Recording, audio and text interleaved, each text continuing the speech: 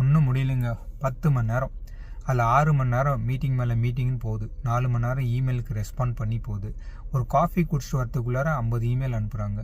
எல்லாத்தையும் முடிச்சுட்டு வீட்டுக்கு வந்தால் ஒரு பக்கம் என்னுடைய பசங்க அப்பா ஹோம்ஒர்க்கில் அந்த ஹெல்ப் பண்ணுங்கள், இந்த ஹெல்ப் பண்ணுங்கள், டீச்சருக்கு அந்த இமெயில் பண்ணுங்கன்னு கேட்பாங்க. இந்த பக்கம் என்னோடய ஒய்ஃபு வெங்காயத்தை வெட்டி கொடுங்க, பாத்திரத்தை கழுவுங்க, கறி வெட்டி கொடுங்கன்ட்டு அப்படியே வீக் டேஸ் போகுது. வீக்கெண்ட் ஆனால் என்னோடய பசங்களை அங்கே இங்கே கூப்பிட்டு போயிட்டு டிரைவர் வேலை பார்த்து வீக்கெண்ட் 2 நாள் முடிஞ்சு போயிடுது. இது எல்லாத்தையும் மீறி எப்படி என்னால் டிஜிட்டல் பிஸ்னஸ் பண்ண முடியுது அப்படின்னா, இந்த பிஸ்னஸ் வந்து ஃபுல்லி ஆட்டோமேட்டட் அண்ட் ஃப்ளெக்சிபிள். இதை நான் எங்கே வேணால் எடுத்துகிட்டு போகலாம். அதாவது ரொம்ப காசு போட்டு ஒரு ஸ்மார்ட் ஃபோனுன்ட்டு ஒரு ஃபோனை வாங்கி வைக்கிறதுல ஒரு பிரயோஜனமும் கிடையாது. அந்த ஃபோனை எப்படி ஸ்மார்ட்டாக யூஸ் பண்ணுறோன்றதுல தான் அந்த பிரயோஜனம் இருக்குது.